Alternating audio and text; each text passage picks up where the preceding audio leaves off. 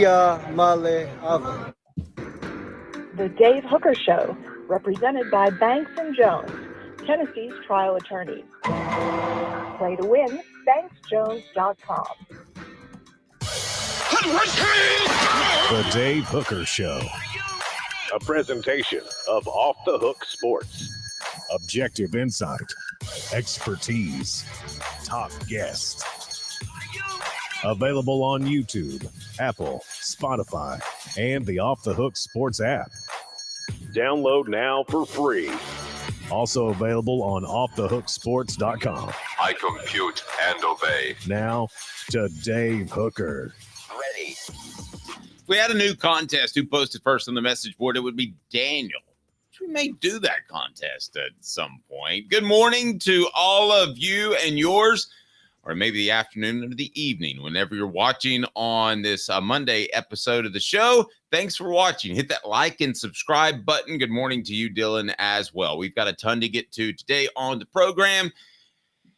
We hate it when big news breaks right after we get off the air. And it kind of did, if you believe in this as news. And that was the 2025 EA Sports college football game cover. By the way, there will be an ongoing matchup. I will play the part of Tennessee's opponents. My son will play the part of Tennessee so that Tennessee wins a national championship. We'll have that ongoing when the game comes out this summer, and you can watch him drum me like a bass drum on our YouTube channel. Caleb Calhoun, how are you, sir? I'm doing amazing, Dave. Happy Monday. How are you? Fantastic. We got a lot to get to. Also, Tennessee's facilities are ranked number 19. That's a little bit surprising. Maybe it's time to go hit up Food City for some more cash. Urban Meyer gave us his thoughts on the NIL arms race because nobody speaks to morality quite as well as Urban Meyer does. I want to get into the discussion of Nepo babies. And Tennessee, would they take a Madden in order to make a Nico happy? SEC tiebreaker still not set for divisionless 16-team teams. And John Campbell at right tackle. Could he be the next Darnell Wright? It is time for 4 Downs, and it's brought to you by our friends at Dynasty Pools and Spas. 4 Downs is now. 4 Downs brought to you by Dynasty Spas, the most comfortable spas made in the United States of America, right here in East Tennessee. Drop in for the all-new showroom in Athens. Dynasty Spas, perfect for all 4 seasons. 4 Downs, presented by Off the Hook Sports. So let me ask you this. By the way, stop by Dynasty Pools and Spas and just say hello to Scott, and you pick up a free Celebrate 98 book or a Hooker t-shirt, your pick. Just stop by and say hello. More on your chances to win a hot tub a little bit later in the week. But first, Caleb, let me get to this. The college football game cover is almost as big of a deal preseason, and maybe a bigger deal than the Heisman is postseason. So who are the guys on the cover at this point? Who represents the South in particular? So the one guy representing the South is would be Quinn Ewers from Texas. A little bit in front of so the main three are Quinn Ewers from Texas, Travis Hunter from Colorado, and Donovan Edwards from Michigan. Just in front of them, it's like a crowd of players, a bunch of them, but the only ones who you can make out that are with them is Carson Beck and Jalen Milroe are slightly in front of them. And I believe an Ohio State player is also there. Can't get it. Oh, Quinshon Judkins is okay. Just for the record, are you a EA Sports fan? Is this something you're excited about, or this does nothing for you? Well, yes, I'm an EA Sports fan, but I also hate it because I can't tell you how much precious time of my life I wasted playing that game before it went out. Like, it was an addiction.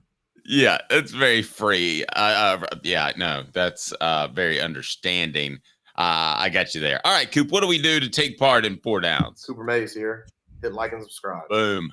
Coop here.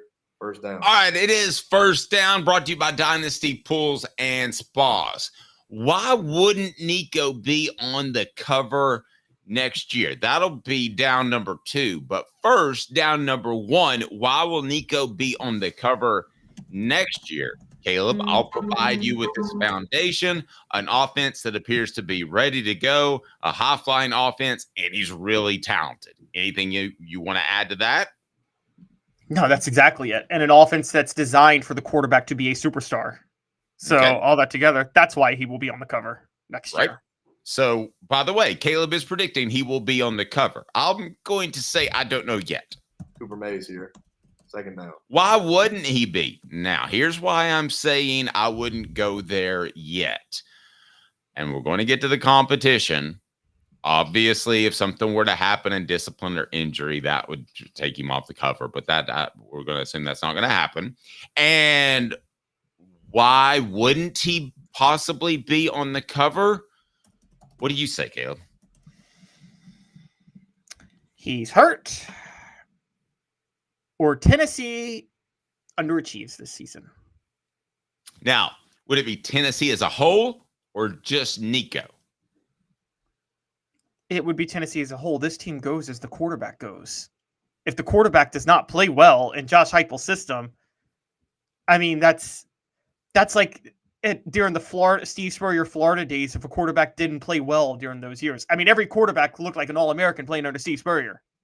And so, I mean, that would be the same with Nico Iamaleava. If Nico Iamaleava doesn't play well, Tennessee doesn't play well this year.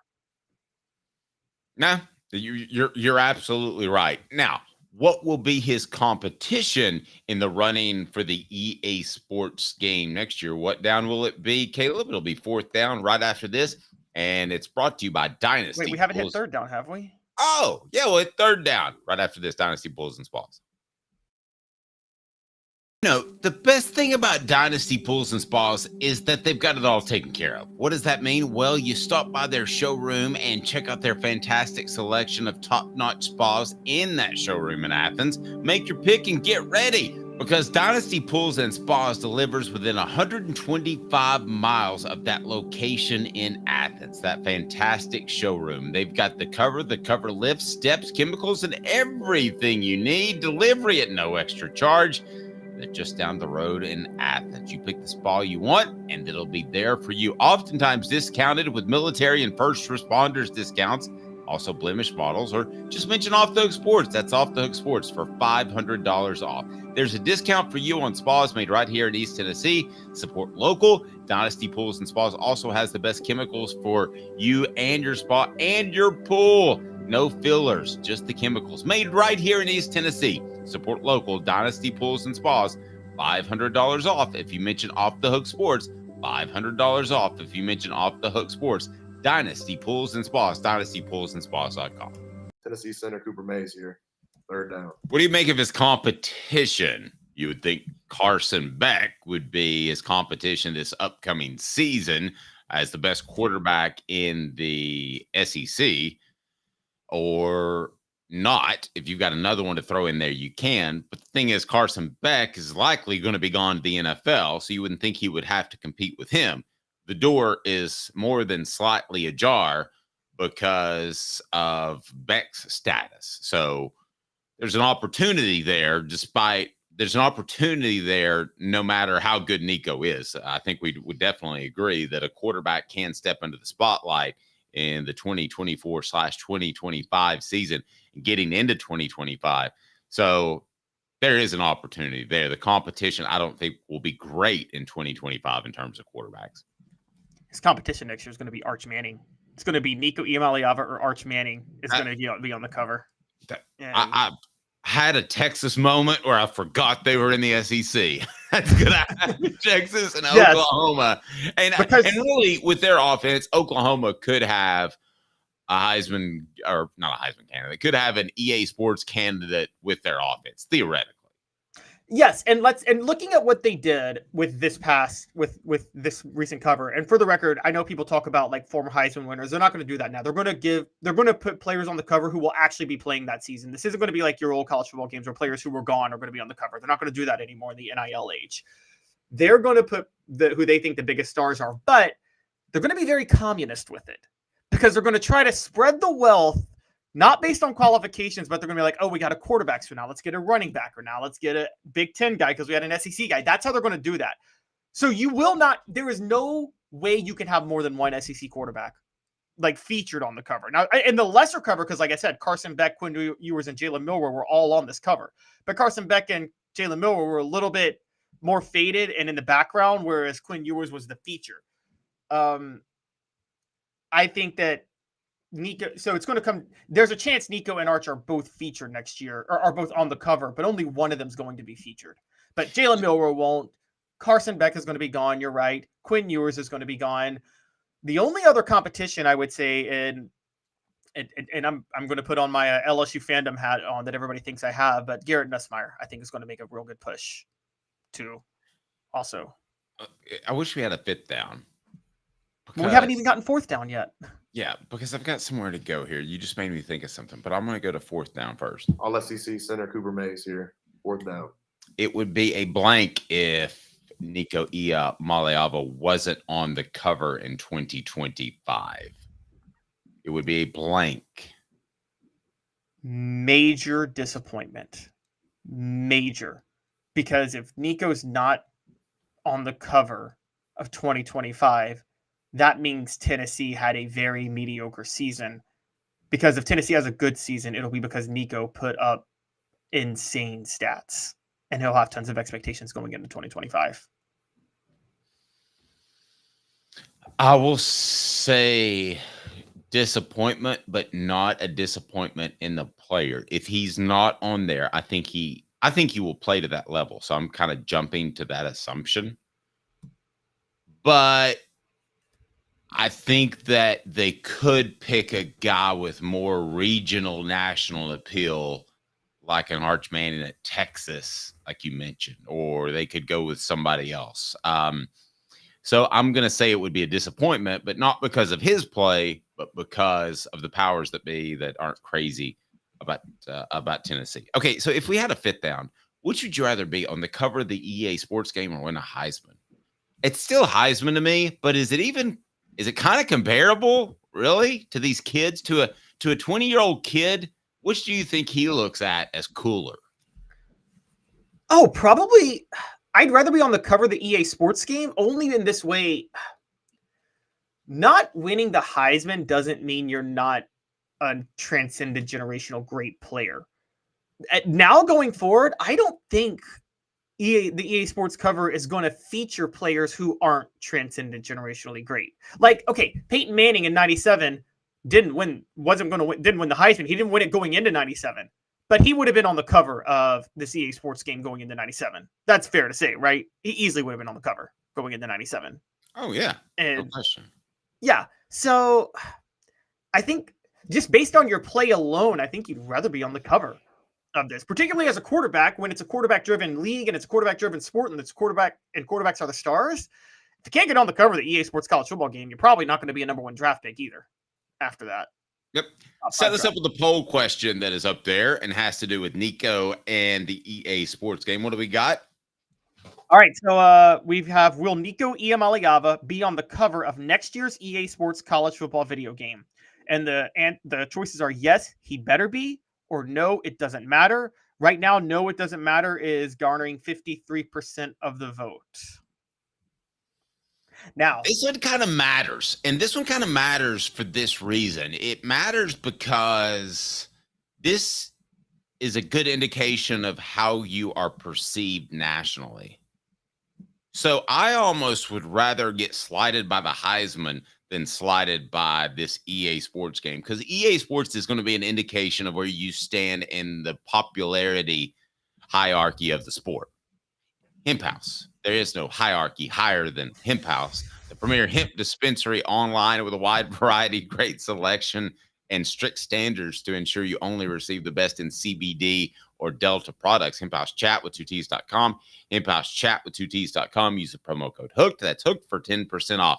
I wonder if you went back and looked at it. Again, that's HOOKED. Hemp House, 10% off. If you went back and looked at it, did the players that were on EA Sports have successful NFL careers? I know there was the Madden curse, or was it the Heisman Trophy winners? I'm betting that it was the EA Sports guys.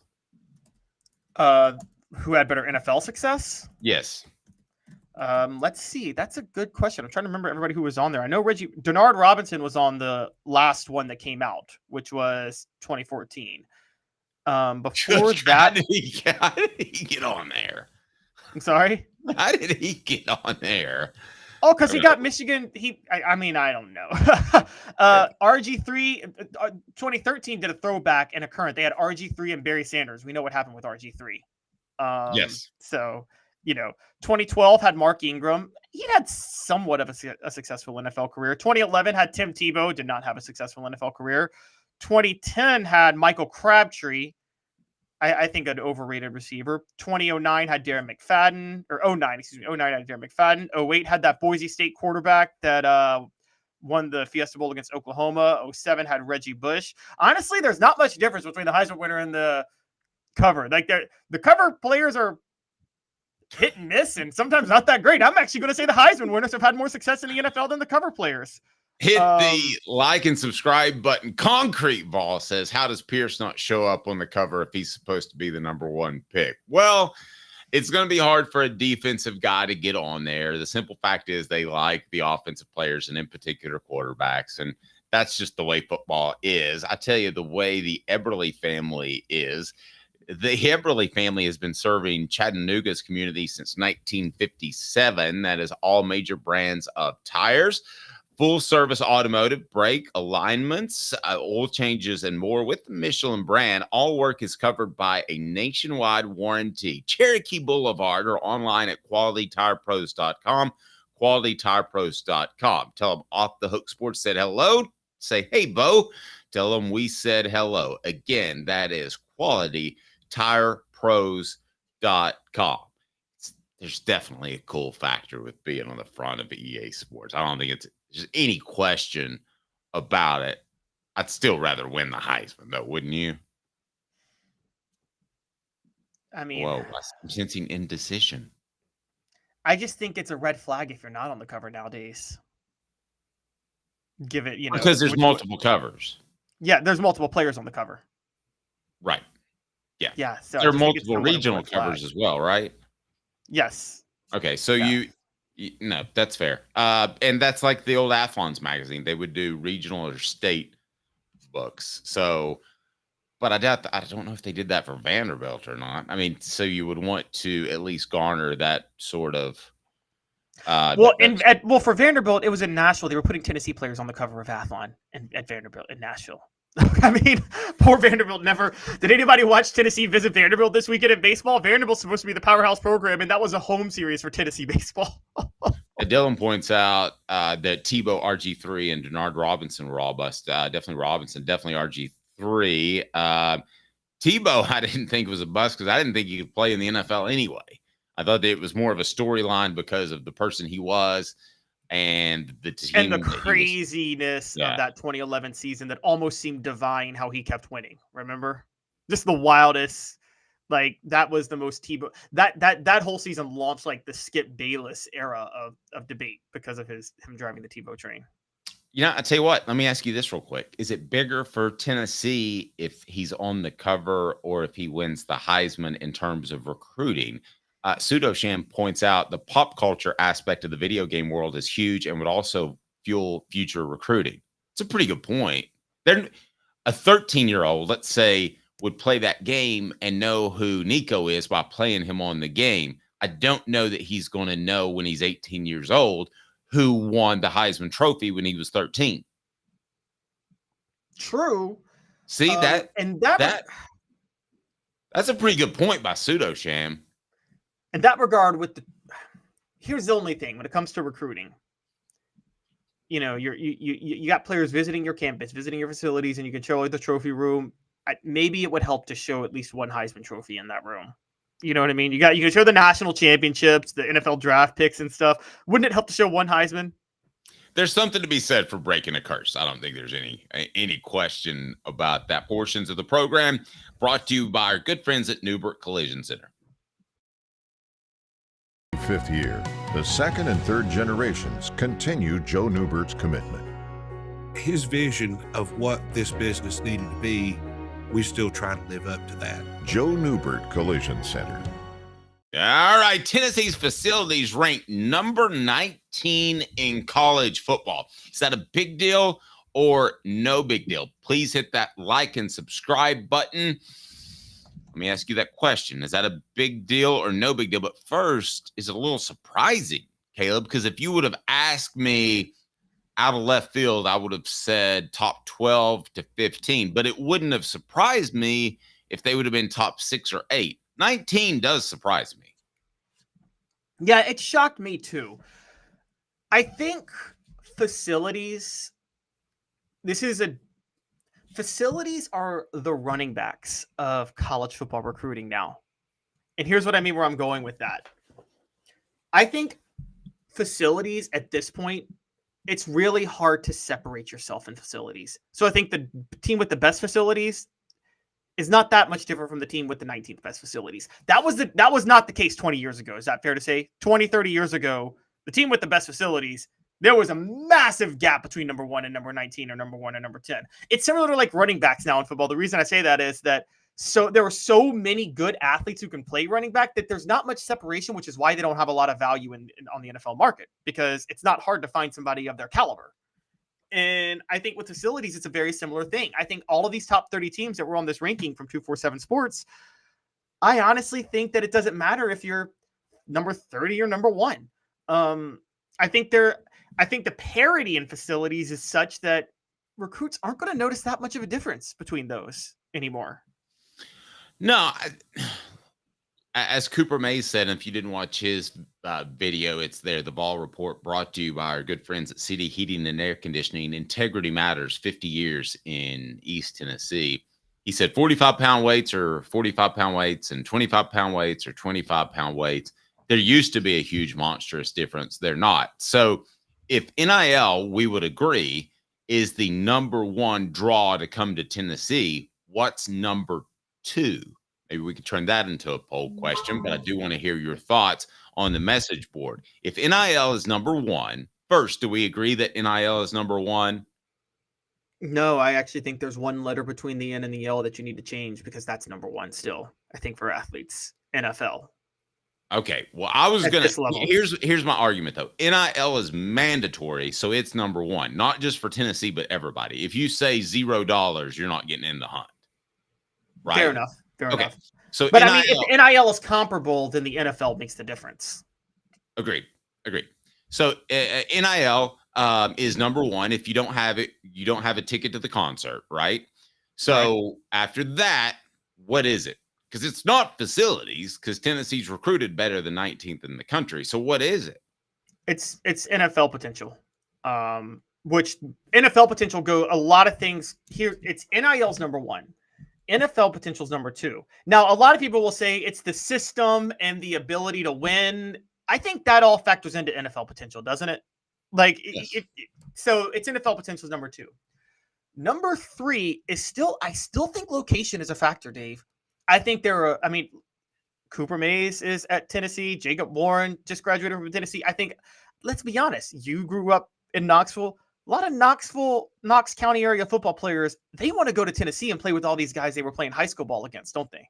Yes, absolutely. So I think Travis says NIL number 1, putting kids in the league number 2, and then Knoxville, the city. Hey, Caleb, you're not from Knoxville. I am. So, like, when I moved back, I was absolutely in love again. I was like back, and I knew the old back roads. I knew how to take those relaxing drives on country roads, listening to the Allman Brothers, to get a little less tense. So, but is Knoxville? I think honestly, it is the best SEC town, because Nashville's a bigger, more fun city, you could argue, but it's not SEC centric. It's not any sport centric. It's gotten so big where it's splintered among its fan base. Some like the Titans, some like the Vols. I mean, and the Vols aren't the only team in Nashville either. Yeah, the Vols aren't. There's a lot of college teams in Nashville. It's getting very cosmopolitan. You're right. So when you look at Tennessee, where does that put Tennessee in your mind? Okay, so People are going to hate me, but I have to be honest. Knoxville's not the best SEC town. Athens is. Athens is beautiful. I'm in love with Athens. Athens and Oxford are my top two, but Knoxville's up in the upper echelon. Don't get me wrong, but Athens and Oxford are just amazing. Yeah, but you're picking one of those two, Ole Miss, that you and I like probably more because we're more adults. I don't know that a 19-year-old loves Oxford as That's much. probably true, but they'll love Athens. Athens is amazing. Athens is pretty cool because you're an hour away from getting into fun in Atlanta, or you can do it there, which it's a cool kind of hippie top town. Is that a safe way to say like a little, like the Haight-Ashbury of the South? No, Athens is fair, but you would agree that Knoxville's never it's an upper hurt echelon. Tennessee. It's never hurt. Yeah, Knoxville's never hurt Tennessee. The only thing that hurts Tennessee with Knoxville, and this has one of the drawbacks, is a lot of kids don't have cars when they're their first year, and the city is you can't just walk over to the city from campus. You know what I mean? Like you actually you need a mode of transportation to get to the city. It's not meshed in with the city. And I think that is one of the things that has always hurt Knoxville. You go to Tuscaloosa, you're right there within meshed in the city. Same with Athens. I think that's always kind of hurt Knoxville to a certain degree. But the actual city itself, you're right, it's very nice. I mean, you go into downtown Knoxville. I mean, the architecture is beautiful, and it's very historic. And now, again, I am speaking like an adult here, not a 19-year-old kid. But I will say that Knoxville is a selling point. The backdrop of Knoxville is beautiful. I mean, you can't ignore how beautiful the mountains are and everything like that. If your teammates do what Fred White and Spencer Riley do, or what they do, they took them. Was it bungee jumping? Was where they took them, or where did they take them? Al Wilson went bungee jumping. Yeah, you get your couple teammates to take you out to Gatlinburg, and then you fall in love. So I get that. I can't say Knoxville, the city, is as much of a selling point, though, because for 19-year-old kids, let's be honest, if they're looking for a selling point, I mean, then all of a sudden you bring up USC or Miami. And in an NIL age, you get a 19-year-old kid down on South Beach. And so, I mean, it's hard to beat that. No, that's true.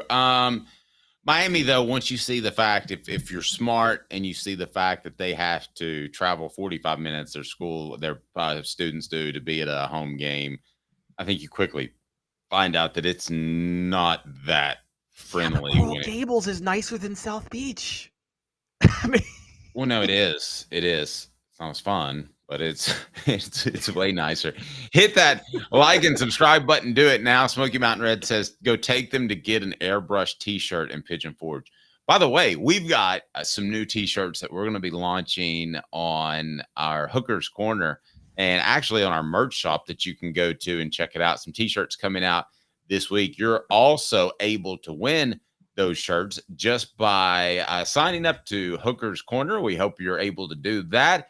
And we've got an exciting thing to announce also as part of our monthly prize that we're going to have for you each and every month from Sports Treasures, a grand prize every month. We're adding to that.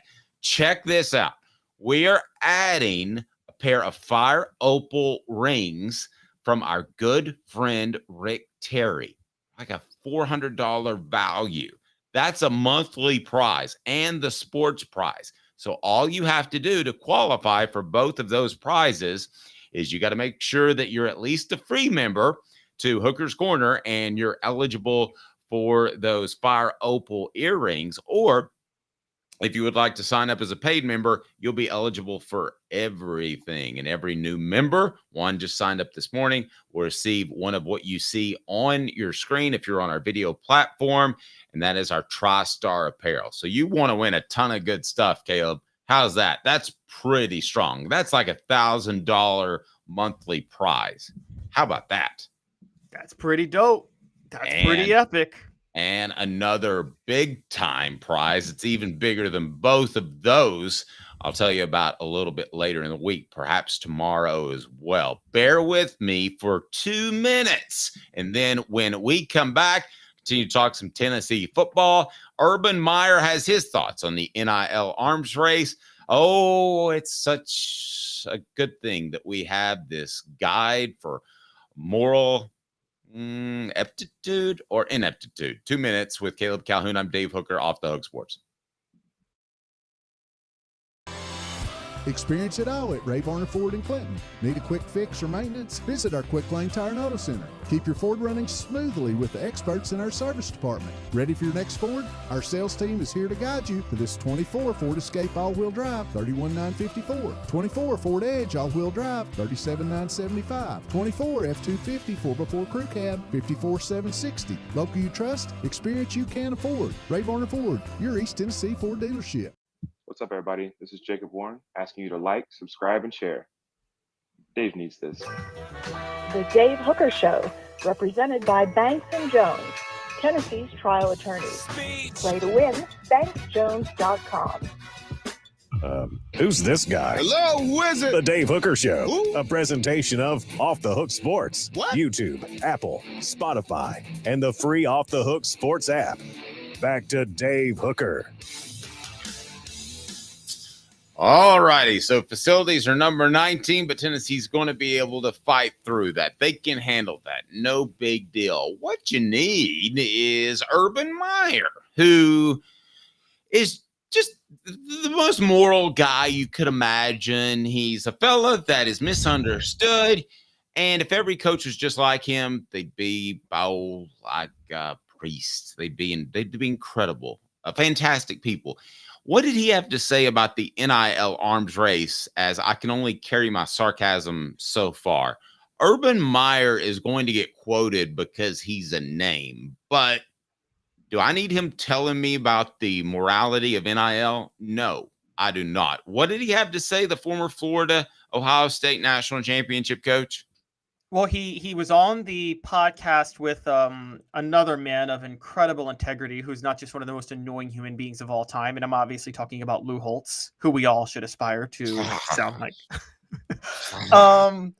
So he said he's for NIL. Here's his exact quote. If you're a woman basketball player, like that great girl from Iowa, like almost like a former woman, that great girl from Iowa. You ask the girl. Yeah, so... And he said, and they want to put her on a billboard and pay her, they should be able to do that. So he did come out in favor of NIL. But then he said, but that's not what happened. What happened is the arms race of collecting money from donors, and the donors are simply paying players. That's what I understand is happening. And I don't like that. Oh, I don't like that. As a man, Urban Meyer is such a man of integrity. He's almost got as much integrity, Dave, as Joe Paterno, who always said, we win with honor. Remember that? Yes. Joe Paterno won with honor. Yes. Hit the like and subscribe button. Do that right now. Does he have a point at all? No. I've been arguing against this thing. I've been arguing against this the whole time. The idea, and this is the debate we had last week, and I wrote a column on, guys, I encourage you guys to check it out, that Danny White is so ahead of the curve on this. The idea that if you want to say that there should be guardrails in NIL, fine. But the idea that it shouldn't be a piece of the puzzle for a recruit looking to go to a school, when every one of us in every walk of life, if money was on the table, we want to know that that would be a factor in our decision of whatever we did. The idea that that shouldn't exist for college is ridiculous. It's insane. And Urban Meyer, first of all, you want to talk about an arms race? You don't think Urban Meyer had an arms race going when he basically said, come to Florida because I'll let you get away with basically murder and maybe literally and you'll be able to play and I won't care? You don't think that helped him in recruiting? You don't think that helped him at Ohio State? I mean, this is a guy who literally said, I will let you do whatever you want. Harm whoever you want. I don't care. You can play for me. You can work for me if you're a serial wife beater. Okay? Which he did do. So for Urban Meyer to sit up here and provide moral clarity to something when this guy, do I need to go down the list of players that were threatening girlfriends, trying to blind opponents on the field, or killing people, or one turned out to be a raging racist, and that was like the least objectionable one of all of them? I mean, and then he employed a wife beater on Ohio State. I mean, are we really going to sit there and listen to this guy say he's worried about the NIL arms race, which is there's nothing, again, as if there's something wrong with asking for money. Did Urban Meyer not ask for money when did he not negotiate when he was getting hired at different places? Was money not a factor for him? Caleb, hate to tell you, but that's crazy. And you're going to think what I say is that's crazy. Okay. He's right.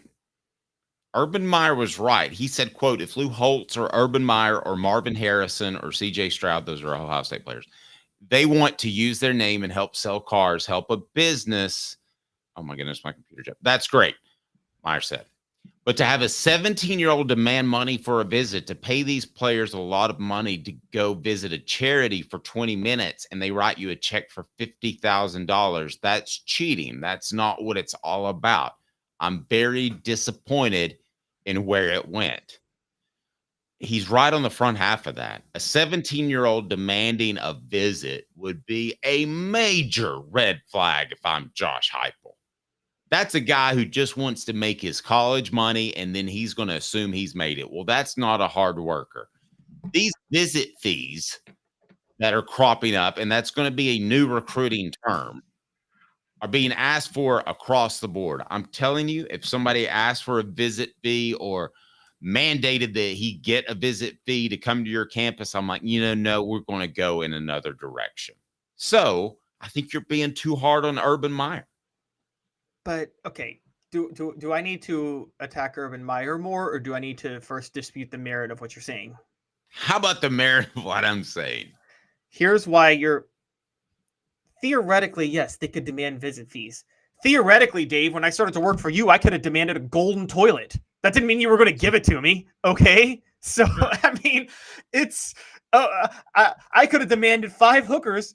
And I meant actual ones, not ones with the last name, okay? That didn't mean you were going to give it to me. I can come up with 5 if it's the last name. Yeah, I can do that.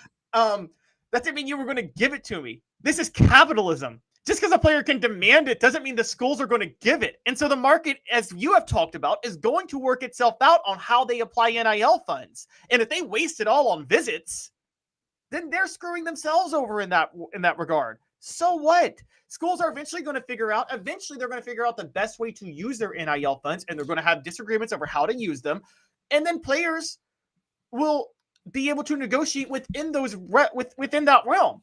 That's the market working itself out. So for Urban Meyer to be upset about this is absolutely ridiculous because, again, if a player is getting $50,000 to just visit a school as a 17-year-old, yeah, they may get that money. That school's going to be the one that is in trouble, though. And the schools that don't do that will be the schools that work out long-term. That's how the market works. Okay, so I don't really have a problem with that. We're just in the early stages of NIL, so schools are still trying to work out how they're going to spend this money. And for Urban Meyer to say that, I mean, gosh, when he said, I'm disappointed in where it went, does he really care about the long-term integrity of college football? This guy?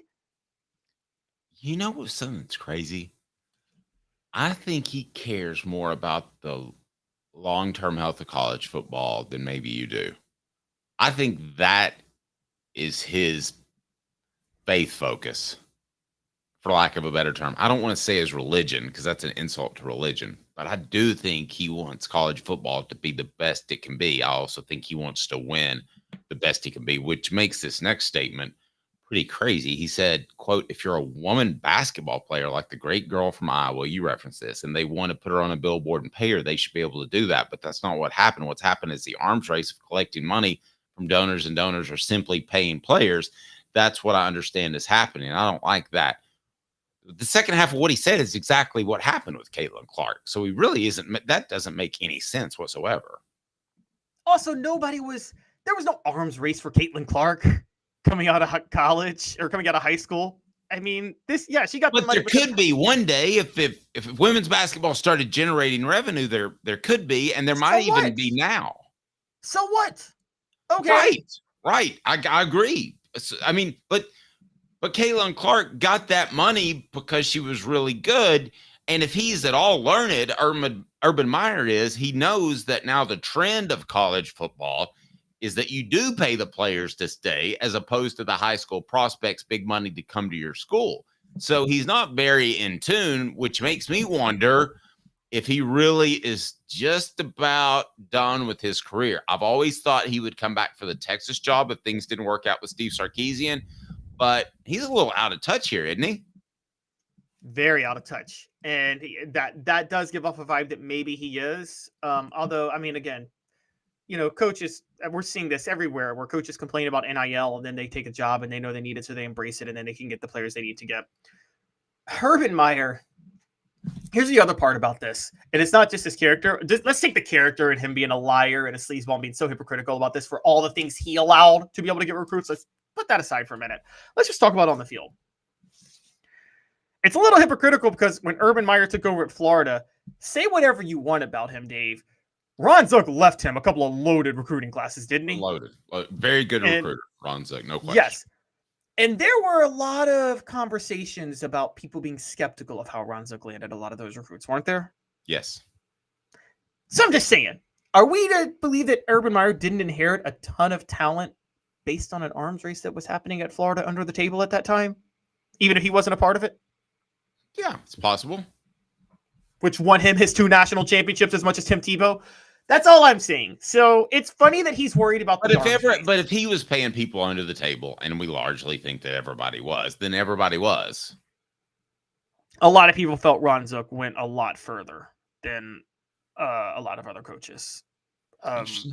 He was at, you remember, he was at Illinois and got a top 10 class. That doesn't happen, Dave.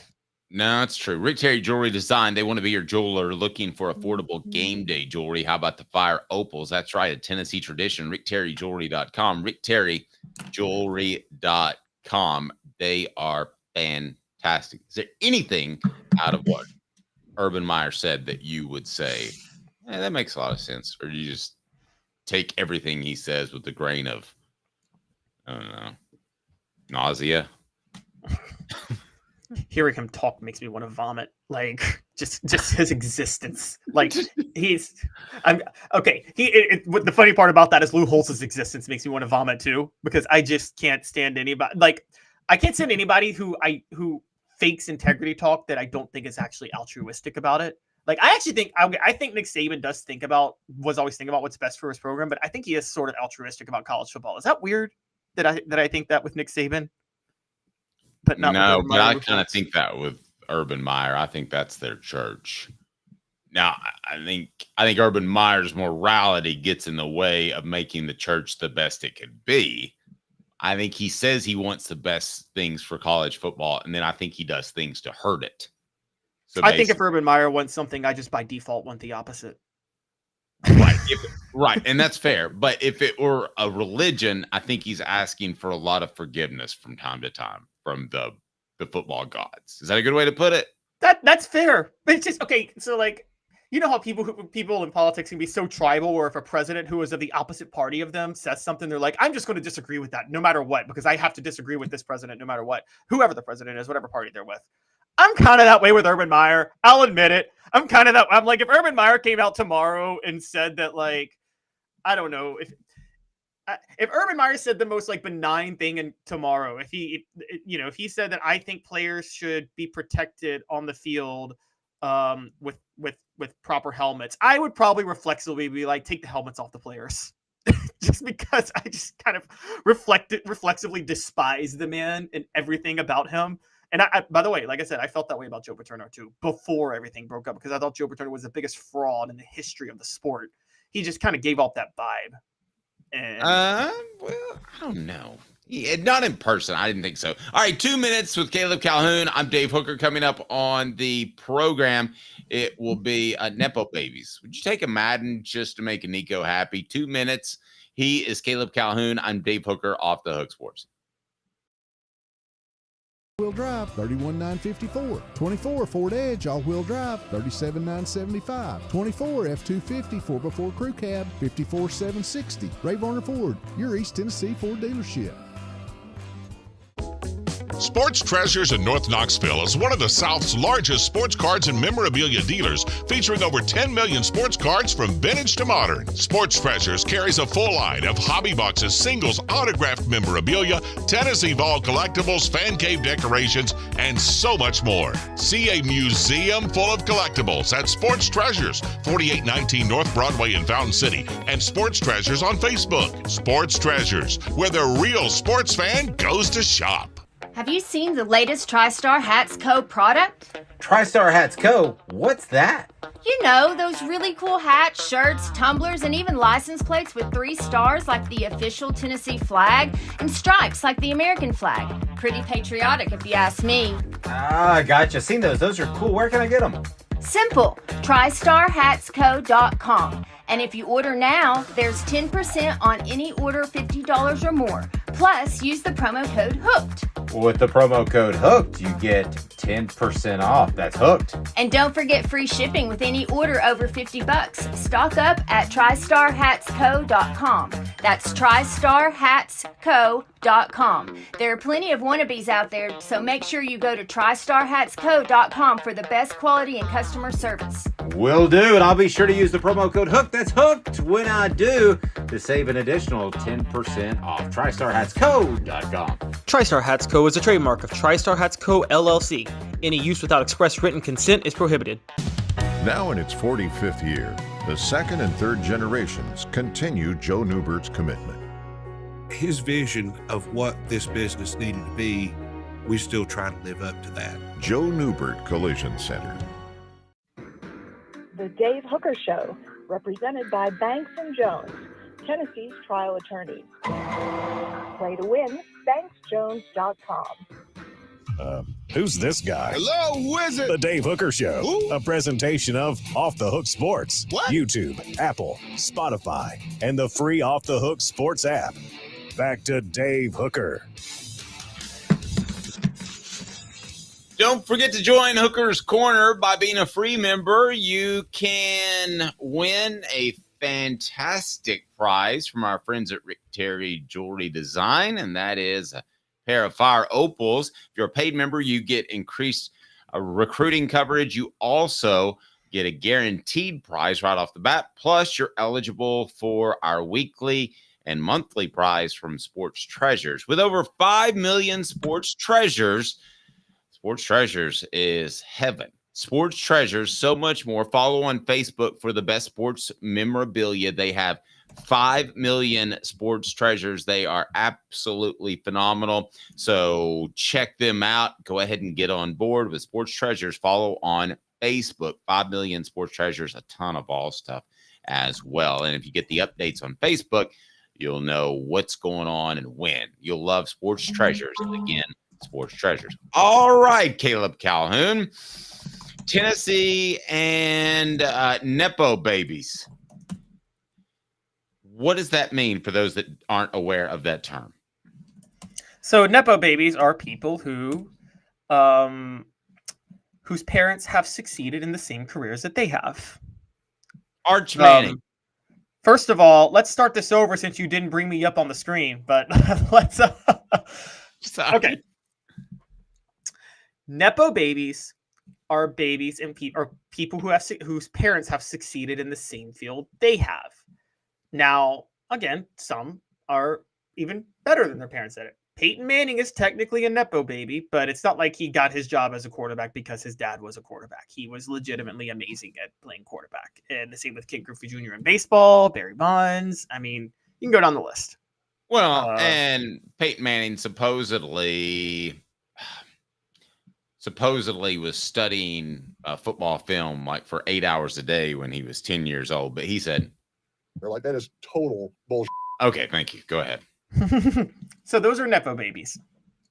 Nowadays, it's oftentimes used in a derogatory term because a lot of times people can get positions in a field because of who their father is. That's not new. That's as old. That's a tale as old as time. I mean, people. I told you guys the story last week when Bear Bryant was at Texas A&M. There was a tradition there that players were expected to start if their fathers were gigantic boosters to the company. So this is a tale as old as time with Nepo babies. But So in the derisive term, it's someone's only getting a job in a field because that's who their father was successful in that field. Okay, so let me ask you this. Nico says Madden, who is a 2025 prospect, he's somewhere along the lines of like a Maryland type program. Yeah, we call it the anywhere, somewhere, nowhere kids. He's a somewhere kid. He's not a Nico kid that could go anywhere that he wanted to go. So if Nico says, Madden really wants to go someplace nice, he doesn't want to go to a place like Maryland, would you take Madden? Given the backdrop of college football now, and you could get out of that scholarship if it didn't work out. And we want to talk about some Tennessee Nepo babies that happened, if not necessarily Nepo, then brothers and sisters and connections and recruiting. But if Nico came to you with that request, would you do it? Yeah, particularly this day and age with scholarships. Where you can get rid of them in a year, honestly, yes. I get my services from Nico, and then I'm like, okay, now that you're going to the NFL, I don't have to keep Madden anymore. So, peace. But where this is coming from, by the way, I just want to give the news out real quick, because the reason we're talking about this, guys, is because Bronny James was just cleared to play for the NBA. So he's going to play. He is staying in the NBA draft. He's not going back to college.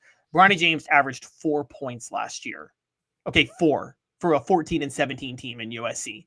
And he's going into the NBA draft. This is all because LeBron has said it's his goal to play with his son. So some team is going to draft Bronny James so they can get LeBron signed to them.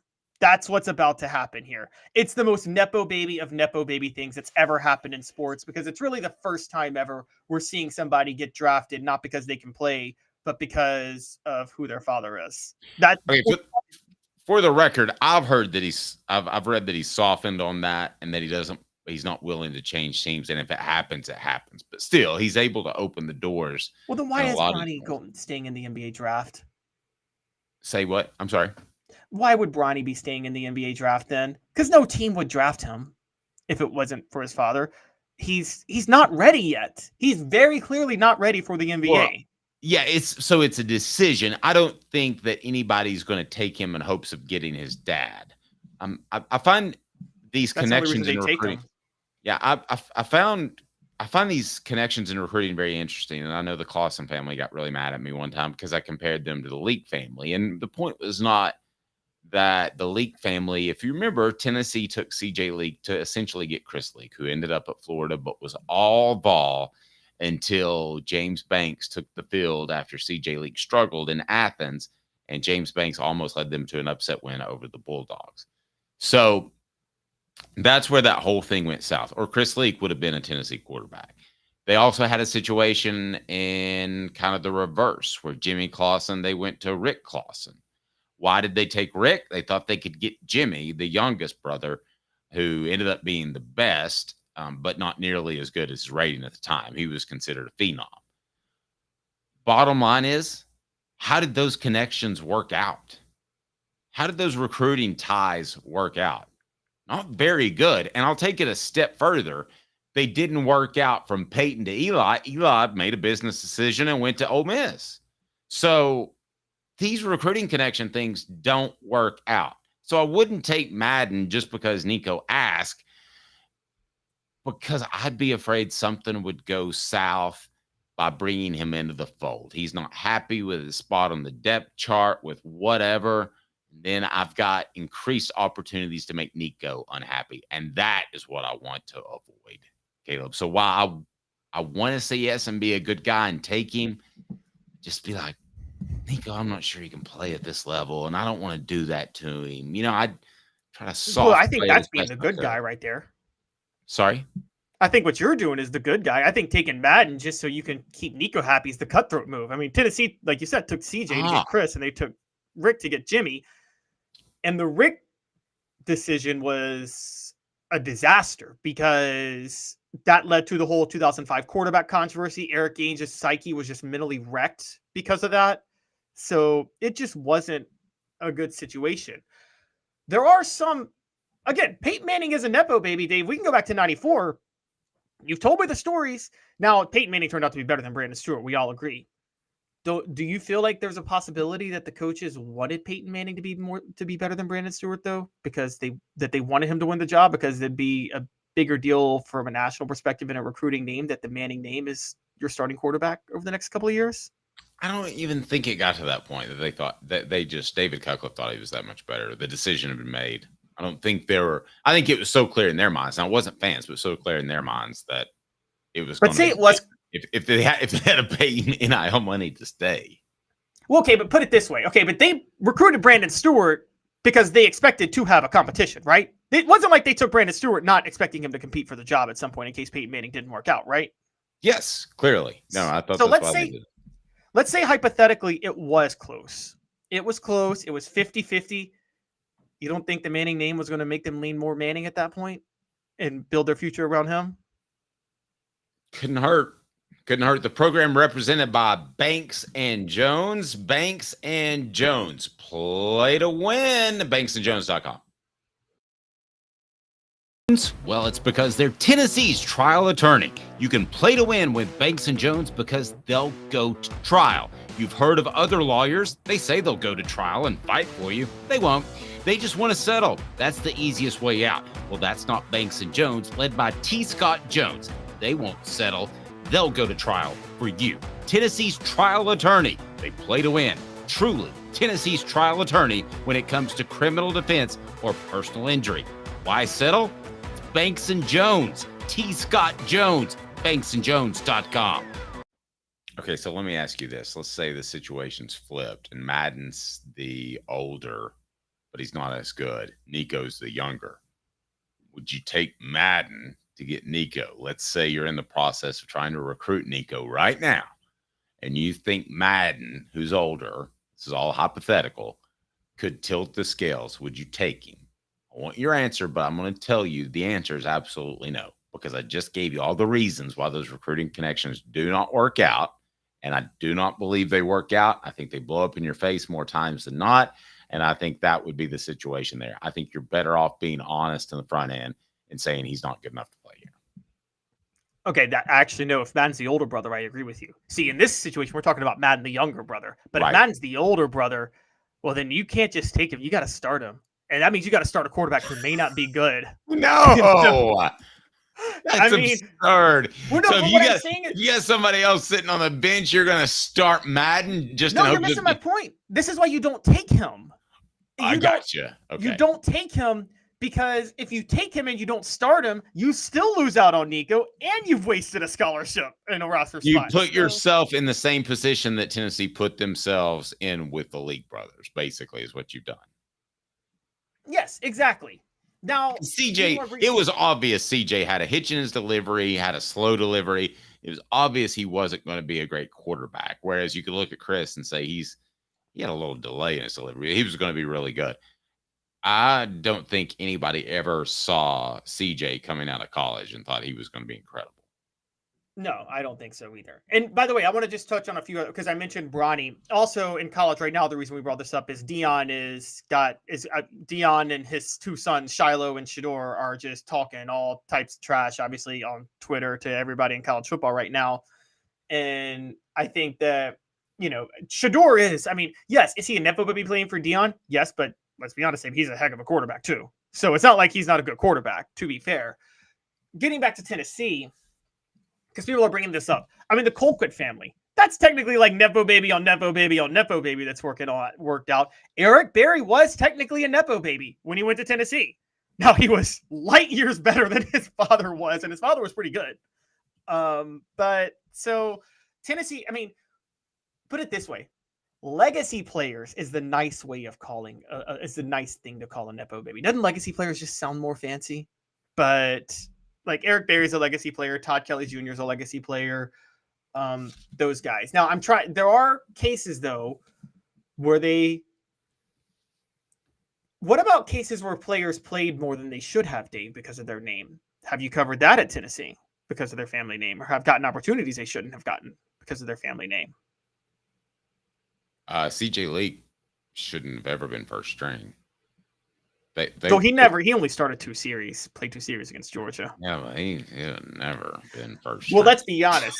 The plan, you and I know what the plan for Fulmer was. The plan was to keep CJ Leak as a backup and then get Chris. They did not plan for Casey Clausen to get hurt in a 6 overtime game against Arkansas. That was not on the books. That's true. Smoky Mountain Red mentioned Swiper Boy too. You know the funny thing?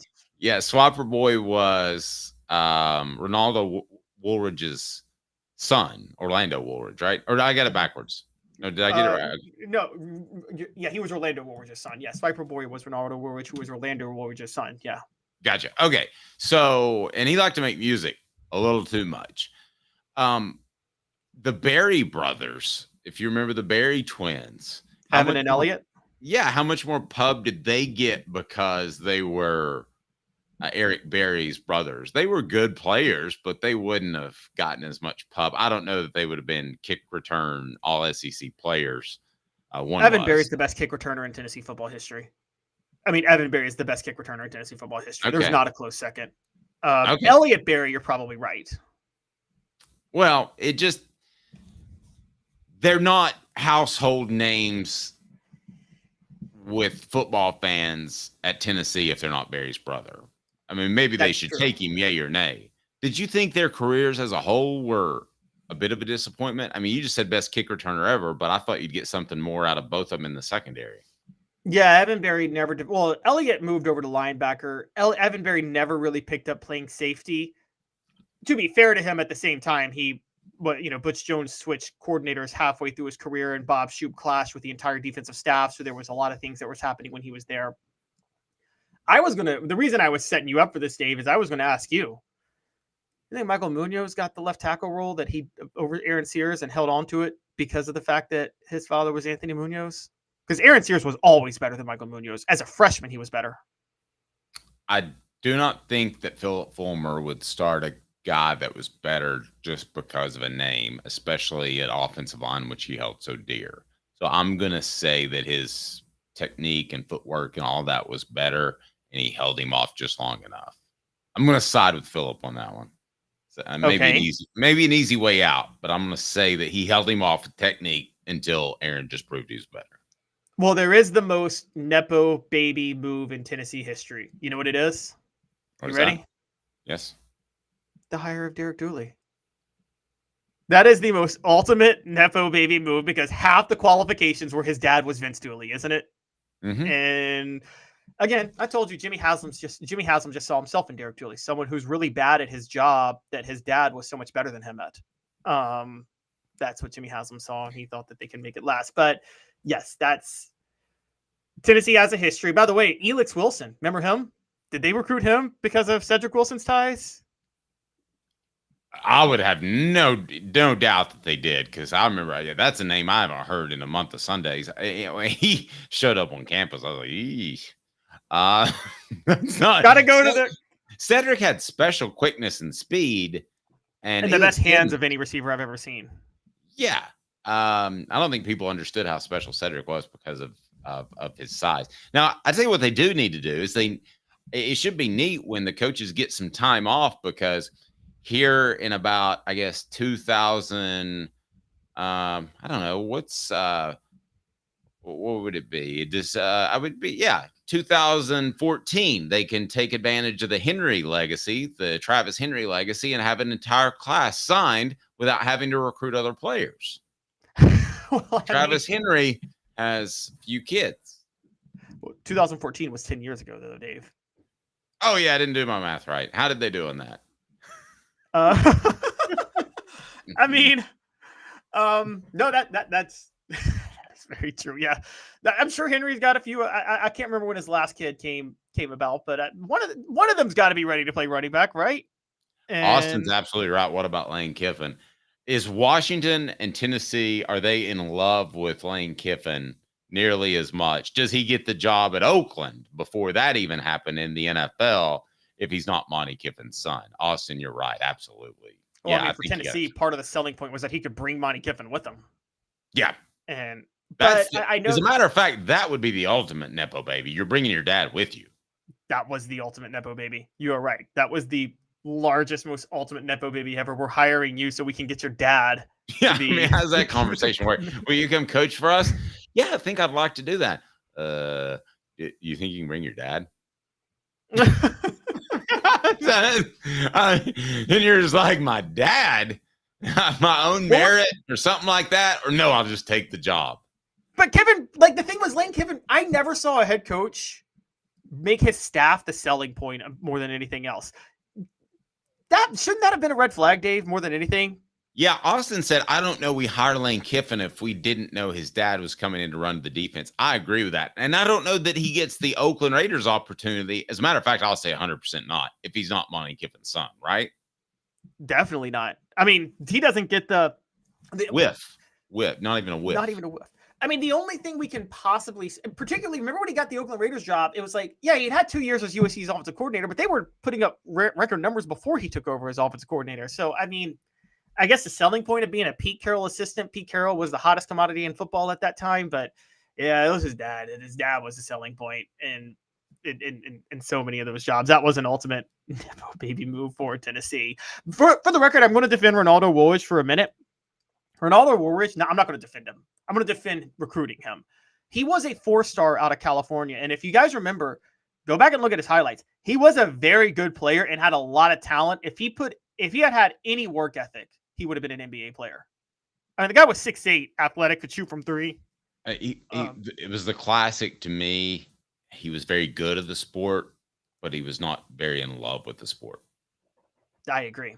And a lot of people, if he could choose between being an all NBA type player or being one of the top rappers at that time, he would have chosen the latter. But he couldn't rap. He could actually play basketball. He was a terrible rapper. I'll trust you on that. Eric Berry, 2 minutes. The bars in that song.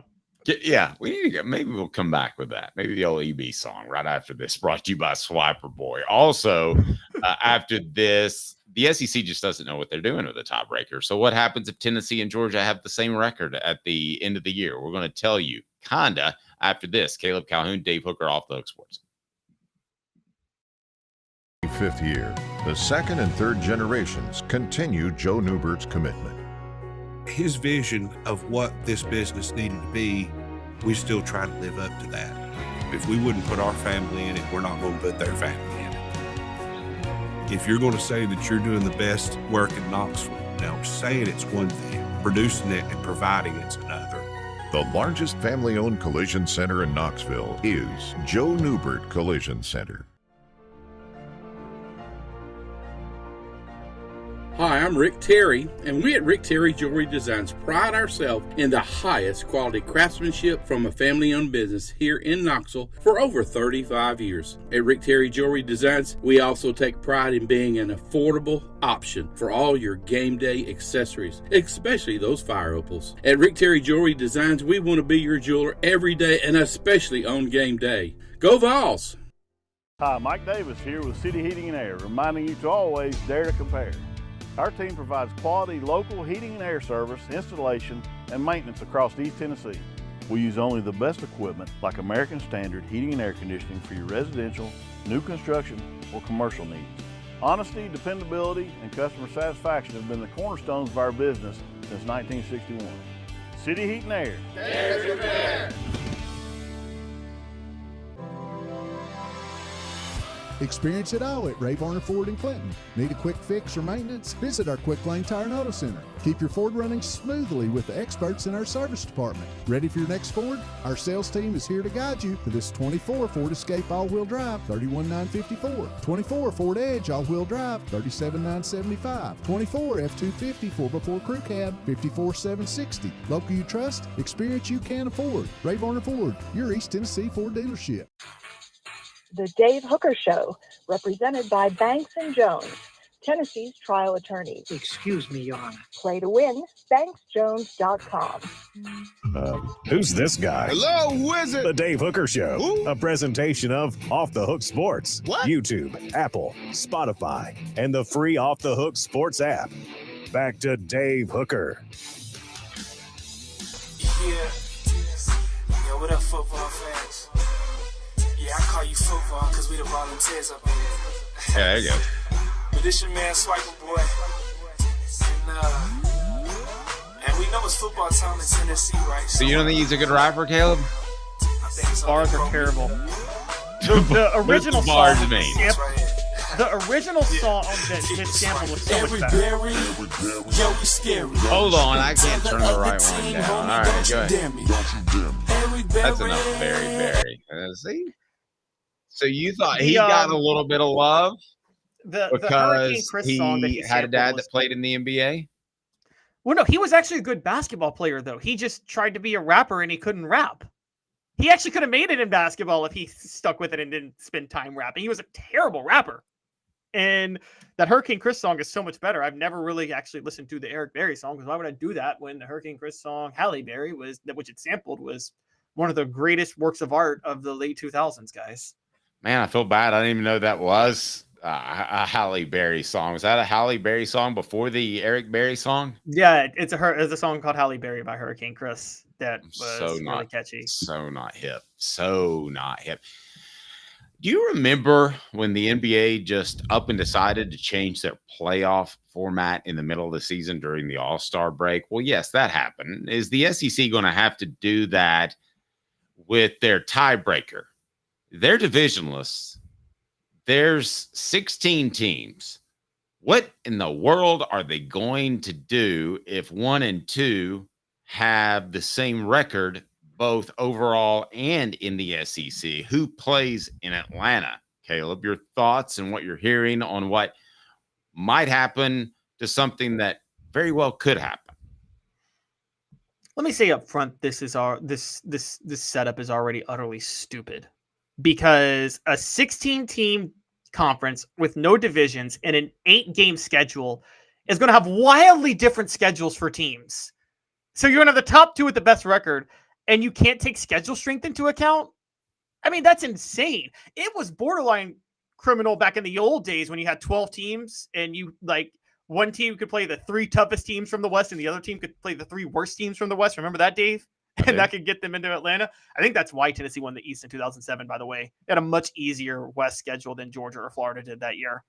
And that happened so often. This takes it to another level. But then there's the other part where inevitably there's going to be teams with the same record. And if there's going to be teams with the same record, there's a strong likelihood number 2 and number 3 have the same record, or number 2, number 3, number 4, or number 2, number 3, or number 4 or 5. Or how about just 1 through 5 have the same record? They have no tiebreaker planned at all. This isn't just your old SEC East where Tennessee, Florida, Georgia were a 3-way tie. That was a freak situation, right, Dave? That almost never happens. Yes. It's not like that. It's much more common for teams to have the same record, 2, 3, and 4, 5. There's a chance that 2 and 3 have the same record, didn't play each other. How do you determine who's going to Atlanta? It's fair. Portions of the program brought to you by Boundless Moving. From their 2-hour minimum to a turnkey operations, they have you covered. They moved me because they do so right in East Tennessee. They can do so in Charlotte as well. Just Google Boundless Moving. Tell them Off the Hook Sports sent you. They're a proud supporter of the program. Boundless Moving. Tell them Off the Hook Sports sent you. We greatly appreciate that. Support our sponsors. That's why we are here.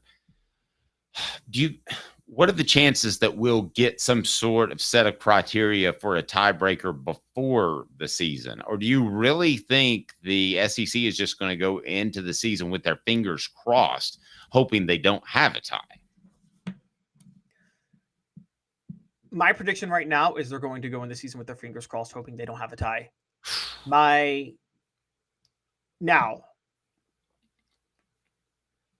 We'll know. I can make a definitive statement on that in probably a week. Aren't the spring meetings in Destin in a week? The week of Memorial Day, yes, and we will have some reports from Destin, which we're looking forward to. Yes. If they don't set it up in the spring meeting, they're not going to set it up. So that means they're going to go in the season guns blazing, just hoping that there's a tie somewhere, or that there's not a tie. And if it is, they'll address it. By the way, they changed it for the Tennessee, Florida, Georgia situation in 2003 when it was a 3-way tie. Initially, it was just a vote by the voters, the SEC voters, administrators would vote over who the best team is. And in the middle of the year, they changed it to who the highest ranked team in the BCS is. Tennessee fans and Florida fans were unhappy, but there was no real way to determine the winner. I thought the BCS was the most effective way to determine the winner. I mean, sorry, Tennessee fans, but I think they got it right picking Georgia because the BCS was the most effective way in 2003. Here's what makes this even more difficult. If you want to take this to a second level, if they have the same SEC record, why this is so difficult is they used to talk about the tiebreaker in terms of play within the division. So Tennessee over Georgia or vice versa or Florida or whatever because of play within division. So there used to be a very set way of finding a team that would play for the SEC championship over the other. I don't know without divisions how you even start along those lines, Caleb. That's my concern. So I don't think they'll get it done during SEC spring meetings. Do you? No. Now, the way they'll do this is they might go with the highest ranked team in the college football playoff, or they might go by schedule strength. It's one of those two ways is probably how they'll do it. Honestly, and here's where I come into play, and here's where I get on my soapbox about the college football playoff and devaluing the SEC title game. If I'm number 2 and another team's number 3, and we have the same record and we didn't play each other, I hope I'm the one left out of the SEC title game. I want that rest, man. I want that rest for the college football playoff. I'm already going to be highly ranked. And by the way, there's a strong possibility, Dave. This is crazy. The SEC has a tiebreaker. What if not just 2 and 3? What if 1, 2, and 3 all have the same record? Okay, 1, 2, and 3. Theoretically, 3 teams in the SEC can go undefeated. Okay, or 2 and 3. It doesn't have to be 1 and 2. Right? No, I know. For my purposes, I'm going to say all 3. Okay, because I want you to hear me out real quick. 1, 2, and 3 are all undefeated. Well, that can't happen. Yeah. 3 SEC teams can go undefeated. That's how ridiculous this setup is. Okay, well, that's not going to happen. Let's say 3-1 loss. Wait, no, just entertain me on this. 3-1 loss teams, 1, 2, 3, whatever. Okay, fine. 3-1 loss teams. They're 1, 2, and 3. What if the number 3 team that is left out due to the SEC tiebreaker is the highest ranked SEC team, while is the highest ranked SEC team in the college football playoff? At which point they get to skip the SEC title game and they would get the first round bye. They're not going to let that happen. What if it happened? How hilarious would that be? Come on. I want chaos, baby. I want chaos. I want them to be forced to fix this. No, whoever wins the SEC is going to be their top seed. You would agree with that. Whoever wins them is going to be the top seed. Oh, well, no, I see. I don't know what they're going to do.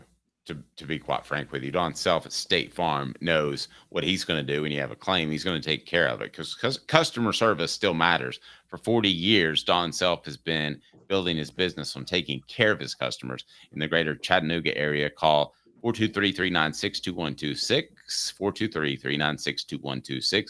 Go to donself.net, donself.net. Right below, you can take care of you in the Chattanooga area or get you directed to the correct State Farm agent. That's donself.net.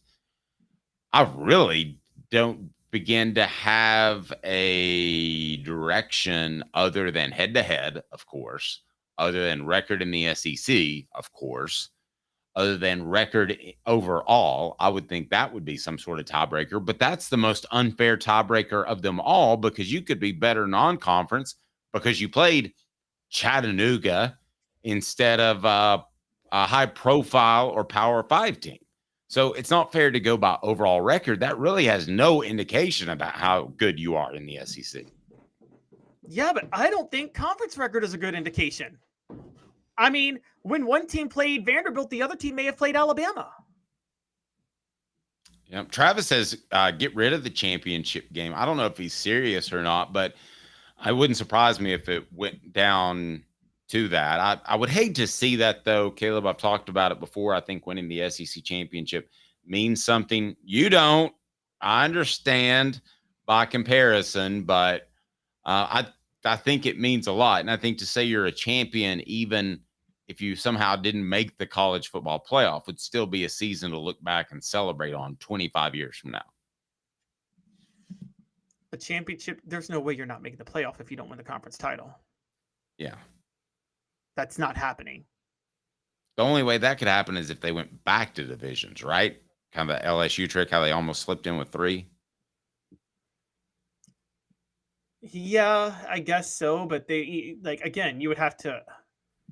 The SEC champion is going to get an automatic bid. Again, this is the top 4. The top 5 conference champions are going every year. So when is the SEC champion not going to be one of the top 5 conference champions? That's never in human history going to happen.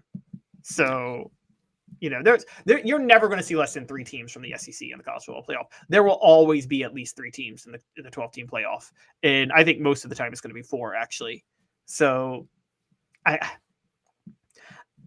think what they're going to do is they're going to incorporate the championship games into the playoff. I think that's going to be the future move. So, like when the SEC and Big Ten get so big, I think like the first weekend of the college football playoff will be basically those conference championship games. Does that make sense? Kind of something like that. I think they'll kind of make it part of the playoff. Yep, I can see that. I'll tell you what makes an awful lot of sense. If you look at what Tennessee has done lately at left tackle and right tackle, they moved guys start one season at left tackle to right tackle. It worked out last year just fine, worked out incredibly well with Darnell Wright, who turned himself into a first-round pick. Now it's John Campbell Jr., who will be at right tackle. Do they think he is the next Darnell Wright, Caleb?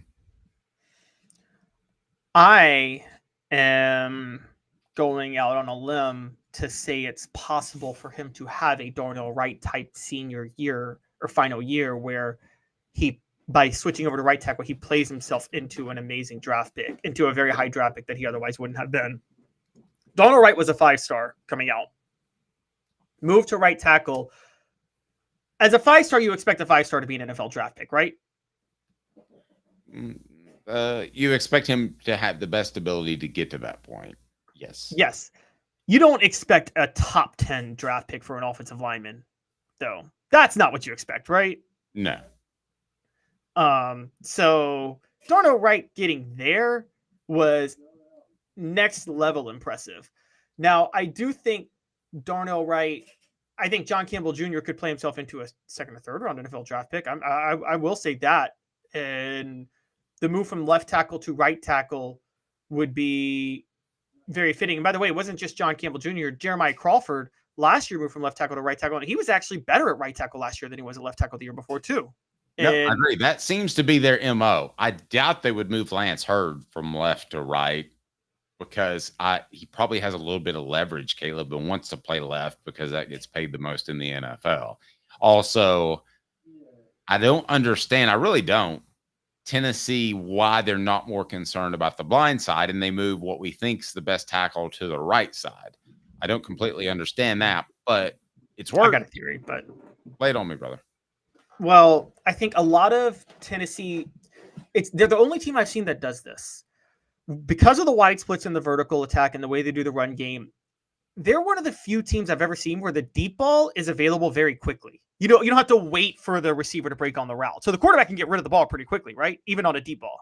Mm-hmm. And if you're getting rid of the ball quickly, it's more important to have better protection on the right side because you don't want your vision clouded.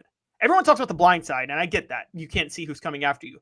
But it's as important on the right side because if you're a right-handed quarterback, the right side is where your vision is going to be clouded. If the blocker's not getting the defensive end on that side, you're not going to be able to see down the field. And that's a crucial part of this offense. So, okay, I think you're absolutely right. I think you nailed it. And I hadn't thought of it that way before.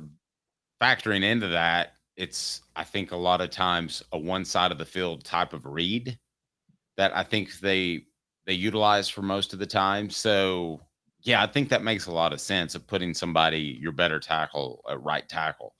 It probably doesn't help your draft status. I mean, could Darnell Wright have gone even higher had he played left tackle and dominated like he did on the right side? Because people want a LT, left tackle. You look at that and it just sounds different than RT, right tackle. It's like king and prince. It's just different. Is it really the same that it was 10 years ago, 15 years ago, though? I mean, Well, that's what I'm kind of asking us out loud. I mean, maybe it doesn't have the same feel for it. Yeah, I think the concept, let's call it what it is. This whole concept happened because of the freak Joe Theismann injury in 1980, whenever. 80. Okay. So, but, I've been watching, ever since I've been watching football, some of the best teams I've seen, their best blockers weren't their left tackle. And I got to be honest. So I can't sit there and say definitively. Wait, but I haven't seen anybody that had a deficiency at left tackle. Maybe not deficiency, but okay, let's go to wasn't Chad Clifton a right tackle? Oh, I'd have to look it up. I want to say yes. And I don't think Tennessee was deficient at left tackle that year, but I can't think of the other tackle, and I'm pretty sure he's not in the NFL since I can't think of him. And probably not.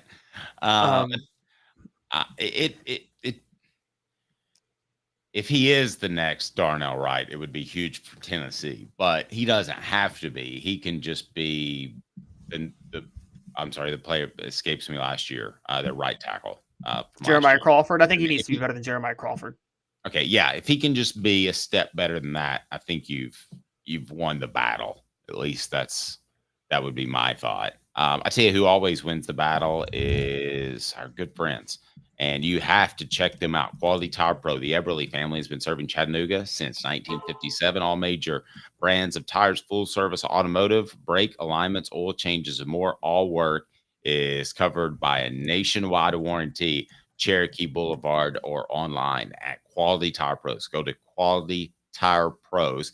Stop by and say, "Hey, Bo, Off the Hook Sports sent me." Hey, Bo, Off the Hook Sports sent me. We greatly appreciate them.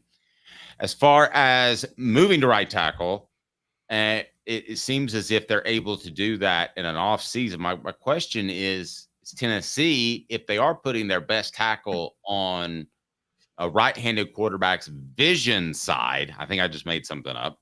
If they're putting their best tackle on the vision side on purpose so that they can make reads in Tennessee's offense, does that make them less of an NFL prospect at quarterback because they're not reading the entire field? That was something that Hendon Hooker had to face, that question over and over and over in NFL draft interviews.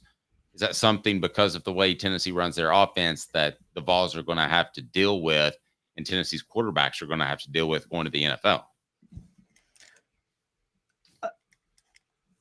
Probably, but I think nowadays there's a lot more willingness to develop quarterbacks in a system for a year, and that's probably something that you can somewhat pick up. I mean, that was the issue with quarterbacks the whole time under Josh Heupel. There's so many, the dropbacks, the reads, those are all things that they were going to have to develop anyway. So it's going to hinder quarterback development, but that it won't hinder quarterback drafting. And, drafting is where the guaranteed money is.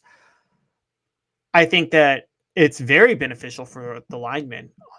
Again, they turn you into draft picks. So, and also I want to talk about John Campbell for a minute, because I criticized him early last year because I thought he made a lot of kind of mental mistakes, but I think he was just really, really raw.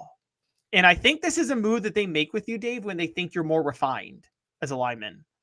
And so this also is a good sign for Tennessee that they think John Campbell has kind of mastered the fundamentals to a certain degree of playing in this system.